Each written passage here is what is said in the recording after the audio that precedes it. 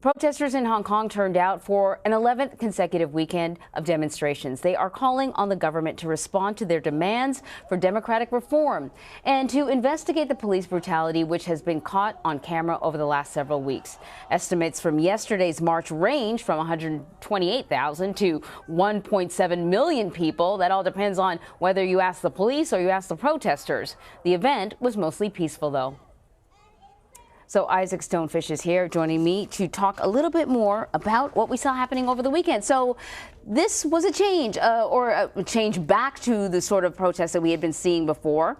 Protests started to get more violent. There was more destruction, and we wondered really where it was going. Seemed like fewer people, but more actively violent. Now, larger crowds, much calmer. It's a battle for the hearts and minds of people in Hong Kong, of people in mainland China, and of people watching on screens around the world. And the protests got a lot of negative press, and Beijing was very able to attack them when they beat people up. Right. And so they seemingly have shifted to a strategy much more of nonviolence. And I think the press coverage has improved. And I think Beijing is going to be switching its strategy of how to paint the protesters. Yeah, shutting down the airport in Hong Kong certainly got a lot of attention. But then some of that video was, were travelers yelling at them saying, listen, you're messing up my life. I appreciate what you're doing. I'm on your side. But XYZ. First world problems, as they say. Yeah, that's true. So listen, let's backtrack a little bit and remind people how we got here. It was triggered by this extradition law that was floated but never passed, never even really discussed.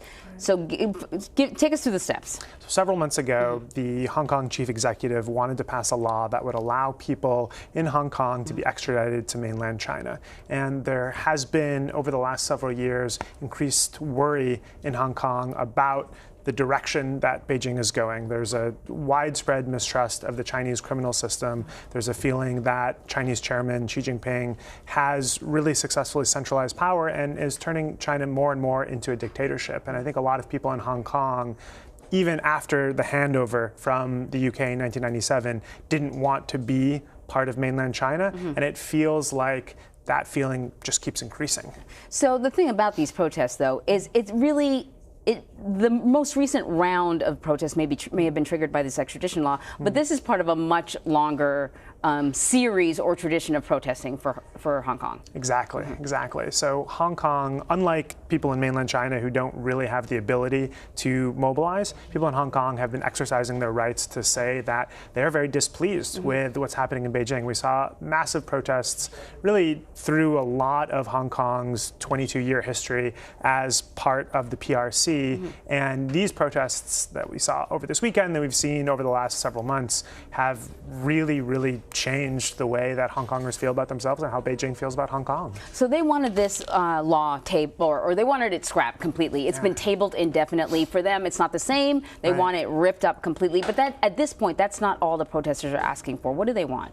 So there's no centralized voice speaking for the protesters, and some of them want different things. But really, I think you could say it boils down to they want more democratic representation. They want a bigger say in their future than Beijing is willing to give. Specifically, they also want an independent investigation into police violence, and a lot of them want Carrie Lam to step down, which is the chief executive. Because the voting process there is, as one would imagine, not entirely democratic. Carrie Lam is the administrator here, but they're not given sort of, the Beijing presents them with options, right? Exactly. And to be fair, when it was a British colony, it was not democratic, but the society in Hong Kong and around the world, people have moved towards this expectation that they deserve democracy, that there should be a one man, one person, one vote system. And Beijing allows a certain small subset of people to choose among several candidates, but there's no possibility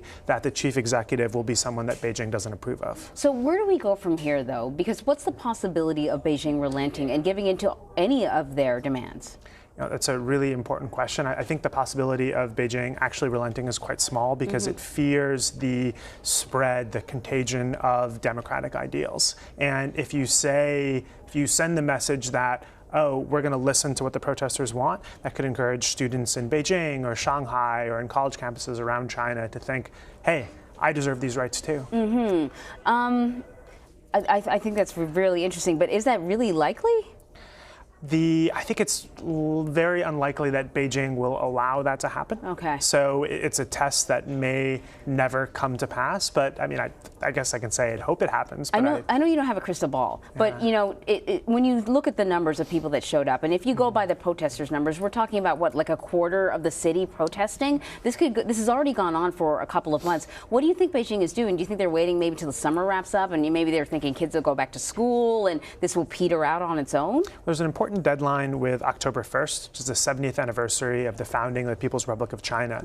And many people believe that the people who are making these decisions under Xi don't want Xi to be embarrassed by massive protests marring the celebration for October 1st. So it could, if we do see an action, it feels likely that it'll happen before this. We've seen People's Armed Police, the Chinese paramilitary force mobilizing in Shenzhen, not because those are necessarily where the forces that would suppress Hong Kong protests would come from, but just because it's a very potent symbol of Chinese military might. So they're trying to say, hey, we have the ability to shed a lot of blood without actually doing it. Seems to be what Beijing is trying to do right now. Wow. Isaac Stonefish, thank you very much.